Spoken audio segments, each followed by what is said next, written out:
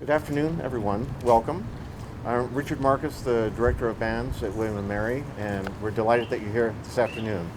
This is a preview of a piece called Secrets by Dawn Avery. She is an artist in residence in the music department this year, and when she was here visiting in the fall, we asked if she might be interested in writing a piece for us, and she said she would. She wrote a piece for the Wind Ensemble and for the gallery players. The piece for the gallery players will be premiered tomorrow evening at 8 o'clock at Bruton Parish Church. The piece for the Wind Ensemble, which we will preview this afternoon, will be premiered on Wednesday, May 3rd at 7:30 in Commonwealth Auditorium, and we would love for you to be there. A little bit about Secrets. Dawn is of Mohawk descent, and when she found out that we were commemorating the 300th anniversary of the Brafferton Indian School, she was very interested in the history, and she wanted to write a piece that reflected that history.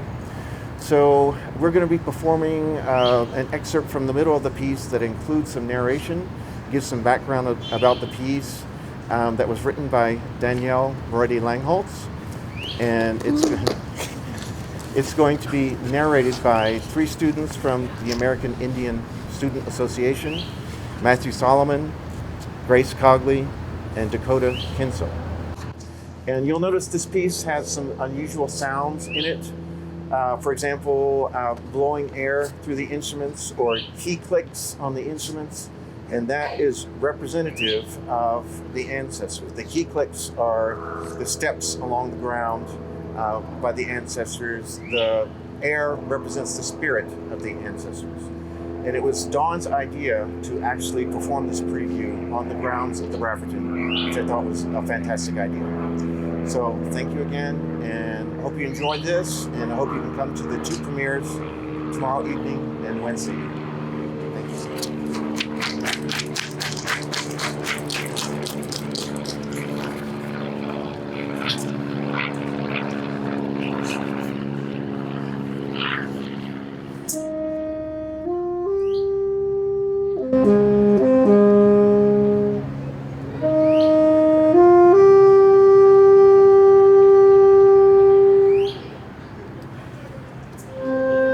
Centuries ago, colonizers from across the sea planted their empire in the homelands of many native nations. The colonizers called this land Virginia.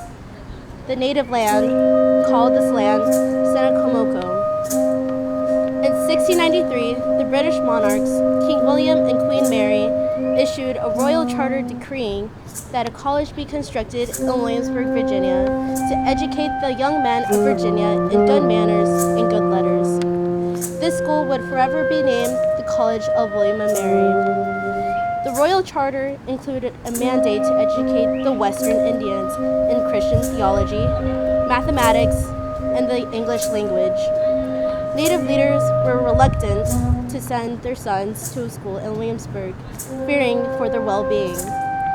In 1702, after assurances from Lieutenant Governor Alexander Spotswood about the safety of the Indian students, along with the remittance payments from tributary tribes, the number of native students at William and Mary began to increase.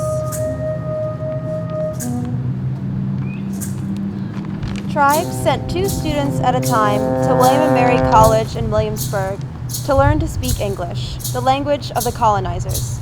By 1712, there were 24 native students, making the Indian boys a substantial percentage of the student population at William and Mary. In 1723, to better accommodate the native students on campus, a magnificent Georgian building was constructed to house them. Today, the building houses offices of the college president and provost. Funds from the estate of the scientist Robert Boyle were used to purchase 1,600 acres of agricultural lands in the village of Brafferton, England. These lands were divided and rented to tenant farmers. Rents from the farmers were collected twice a year and sent to Virginia to pay for food, housing, clothing, and the headmaster for the native students. The new building was named after the English village, the Brafferton Indian School.